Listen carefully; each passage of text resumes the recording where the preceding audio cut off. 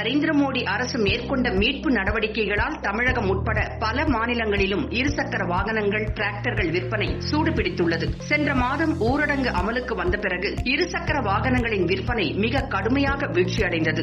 ஆனால் கடந்த ஒரு சில மாதங்களாக இருசக்கர வாகனங்களின் விற்பனை சரிவில் இருந்து மீண்டு வந்து கொண்டிருக்கிறது. அந்த வகையில் நடப்பு ஆண்டு செப்டம்பர் மாதம் தமிழகத்தில் 1,43,990 இருசக்கர வாகனங்கள் விற்பனையாகி உள்ளன.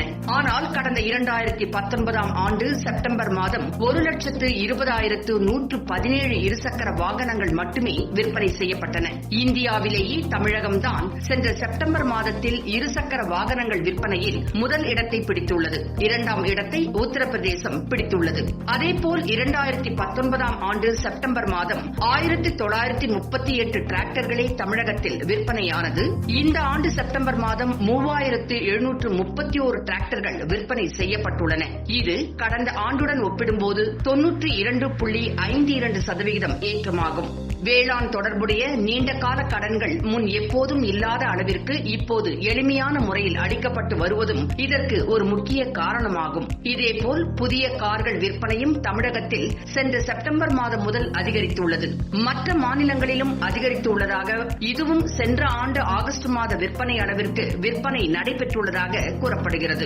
வரும் 2021 ஆண்டு இந்தியா பொருளாதார வளர்ச்சி பாதைக்கு முழுமையாக திரும்பும் என்று இந்திய ரிசர்வ் வங்கி ஆளுநர் கூறியுள்ள நிலையில் வாகன விற்பனை என்பது பொருளாதார வளர்ச்சிக்கு ஒரு முக்கிய குறியீடாக கருதப்படுகிறது. இது மக்களிடம் வாங்கும் சக்தியும் பணப்புழக்கமும் அதிகரித்து இருப்பதையே காட்டுகிறது.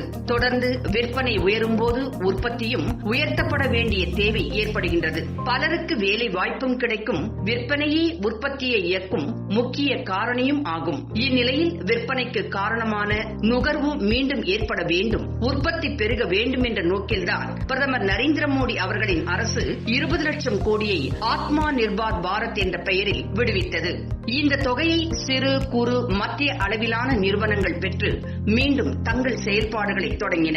அதேபோல பல வாணிப நிறுவனங்களும் மீண்டும் எழுந்து நிற்க தொடங்கியுள்ளன. விவசாயிகளுக்கும் கொரோனாவை முன்னிட்டு உழவர் ஆதரவு திட்ட தொகை முன்பணமாக வழங்கப்பட்டது. கரீப் கல்யாண் யோஜனா திட்டங்கள் அறிவிக்கப்பட்டு மக்கள் கையில் பணப்புழக்கம் இருக்கும் வகையில் 100 நாள் வேலை திட்டங்கள் அதிகமாக்கப்பட்டன. பெண்களின் ஜன்தன் கணக்கில் மாதா மாதம் ரூபாய் 500 செலுத்தப்பட்டது. கிராமப்புற பெண்களுக்கு இலவச சிலிண்டர்கள் தொடர்ந்து வழங்கப்பட்டன.